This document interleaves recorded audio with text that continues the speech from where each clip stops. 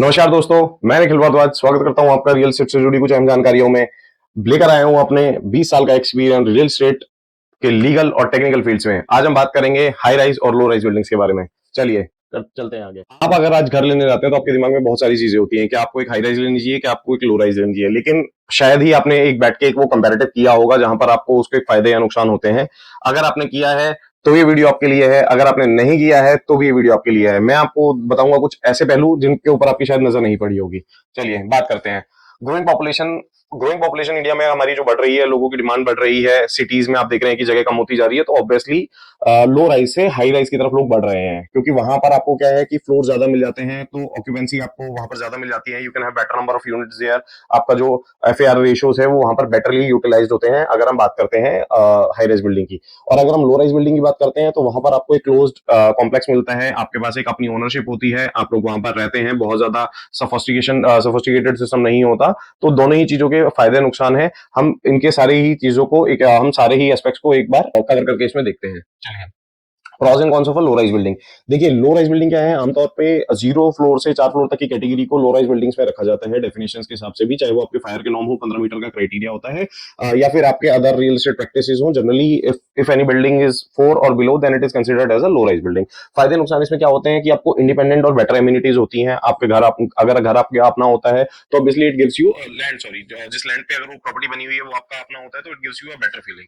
दूसरा, ज्यादातर जो आपकी लो राइज बिल्डिंग होती है उसमें एलिवेटर्स लगाने की इतनी जरूरत नहीं होती, until unless if somebody wants to have that personalized feeling, तो लोग वहां पर एलिवेटर्स लगाते हैं, वरना लो राइज बिल्डिंग्स में आपको एलिवेटर्स लगाने की भी जरूरत नहीं पड़ती।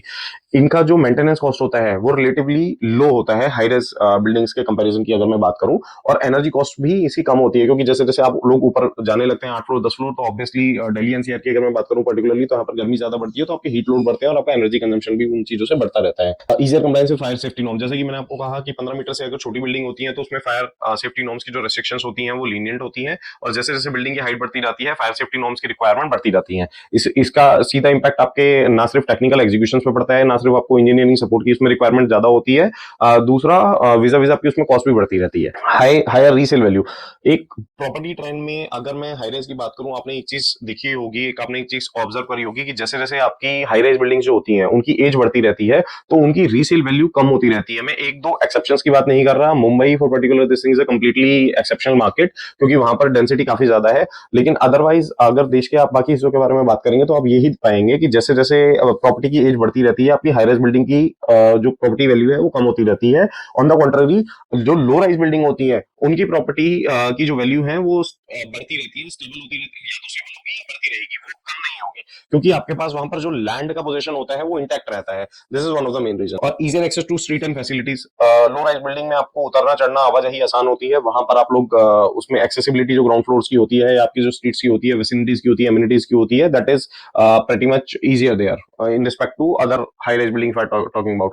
चलिए, नुकसान के बारे में बात करते हैं। अगर आपकी गेटेड कम्युनिटी नहीं है और आप एक लो राइज फ्लोर में रह रहे हैं, तो obviously since it is not a gated complex और since property is not maintained और under the supervision on any security agency, तो सिक्योरिटी एक कंसर्न रहता है। और लोअर एरियाज में अगर जो प्रॉपर्टी होती है, तो ड्यूरिंग हाई रेनी सीजन वहां पर वाटर एक्यूमुलेशन की रिक्वायरमेंट, वाटर एक्यूमुलेशन जो होता है वो साइट्स पे आपकी प्रॉपर्टी के आसपास बढ़ जाता है, which also gives you discomfort at given one point in time in year. साल में एक दो बार ऐसा होता ही है हमारे यहाँ कि जहां पर वो पानी भरने की समस्याएं यूजुअली आ जाती हैं अगर आपके ड्रेनेज सिस्टम वगैरह प्रॉपर नहीं है।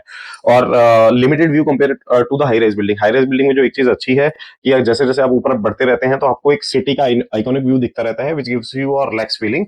तो on the contrary, low rise building में आपको अगर कोई बहुत आपकी लोकेशन स्पेसिफिक नहीं है, तो यूजुअली आपको लो राइज बिल्डिंग में आपको सिटी आइकॉनिक व्यू देखने को नहीं मिलते हैं। हाई राइज बिल्डिंग के फायदे नुकसान के बारे में बात कर लेते हैं।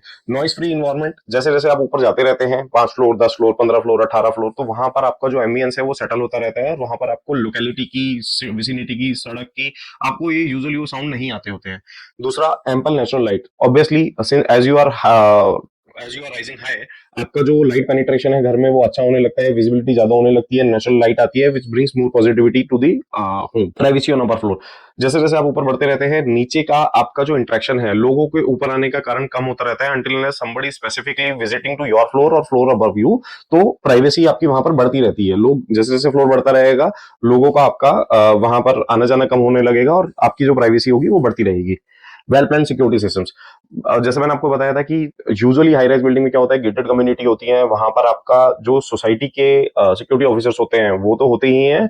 Nowadays there is a trend also, since societies are very much complex and sophisticated, nowadays आपकी इंडिविजुअल टावर्स में भी मॉनिटरिंग होती है और इंडिविजुअल टावर्स में भी आपके सिक्योरिटी गार्ड होते हैं, which gives you a double layer of security. Elevator for convenience, आपके हाई राइज बिल्डिंग में elevator is a must feature.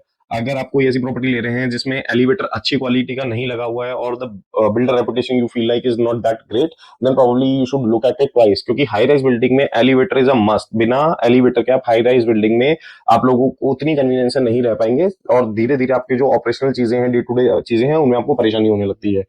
More housing units providing choices.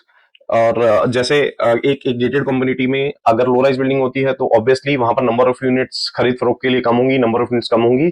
On the contrary high rise building की अगर हम बात करेंगे तो क्योंकि बिल्डिंग्स की हाइट बढ़ने लगती है, फ्लोर्स के काउंट आपके बढ़ने लगते हैं, तो आपके पास ऑप्शंस भी ज्यादा होने लगते हैं। इवैक्यूएशन डिफिकल्टी इन इमरजेंसीज, जो हाई राइज बिल्डिंग में सबसे ज्यादा डिसएडवांटेज देखा गया है कि जैसे जैसे आपकी फ्लोर्स की हाइट बढ़ती रहती है, अगर आपके परिवार में आपके साथ बुजुर्ग रहते हैं या फिर छोटे बच्चे रहते हैं या कोई डिसेबल्ड है, और if somebody is ill for that matter, अगर किसी की तबीयत ठीक नहीं है, तो इवैक्यूएशन के केसेस में, बाहर निकलने के केसेस में बहुत ज्यादा आपको वहां पर समझ। बिल्डर प्रमोटर पर्सपेक्टिव से देखें, जैसे जैसे बिल्डिंग की हाइट बढ़ती रहती है और क्योंकि उसमें फायर सेफ्टी के नॉर्म्स बढ़ते रहते हैं, अर्थक्वेक रेजिस्टेंस के नॉर्म्स बढ़ते रहते हैं, तो आपकी जो बिल्डिंग की कॉस्ट है वो यूजुअली बढ़ती चली जाती है। Costly and dangerous exterior ceiling, property बनाना तो एक वन टाइम अफेयर है ही है, at the same time during the long run high rise building की maintenance is a very big issue. आप अगर अपने आसपास शहर में किसी हाई राइज बिल्डिंग को अगली बार देखेंगे तो आप ध्यान से देखिएगा, उसकी बाहर एक्सटर्नल फसाड की मेंटेनेंस पुअर होती चली जाती है दिन ब दिन, until unless you have got a very fine agency, very professional agency which is managing those affairs from facility management perspective, चाहे वो आपकी क्लीनिंग हो, चाहे वो आपका रेगुलर व्हाइट वॉश हो, या फिर आपका मेंटेनेंसेस हो।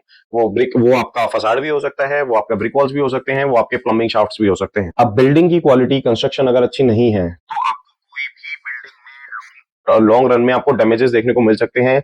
बहुत रिसेंट एग्जांपल है चिंतल सोसाइटी का गुड़गांव में, जहां पर क्वालिटी की वजह से एक ऊपर फ्लोर गिर गया था, एक स्लैब गिर गई थी और उसके बाद कैस्केडेडली नीचे के सारे फ्लोर गिरते चले गए थे। और इवेंचुअली अभी करीब महीने भर पहले ये भी डिसाइड हुआ है कि बिल्डर सारी की सारी 9 बिल्डिंग्स तोड़ के दोबारा बनाएगा। तो अगर आप एक घर खरीदने जा रहे हैं जहां पर प्रमोटर की क्वालिटी क्रेडिबल उतनी मार्केट में नहीं है, then please think it twice. सिर्फ लुभावने वादों में आके, may be just getting influenced by proper marketing and presentations and everything, you should not get decided or concluded on such matters। आज के लिए इतना ही। अब मिलेंगे हम आपसे किसी अगली रियल एस्टेट वीडियो में किसी अहम जानकारी के लिए। आप हमसे जो रियल एस्टेट जानकारियों के लिए अगर आप हमसे संपर्क करना चाहें तो you can write down to me on below numbers और message me, email me, I will respond to you. Thank you.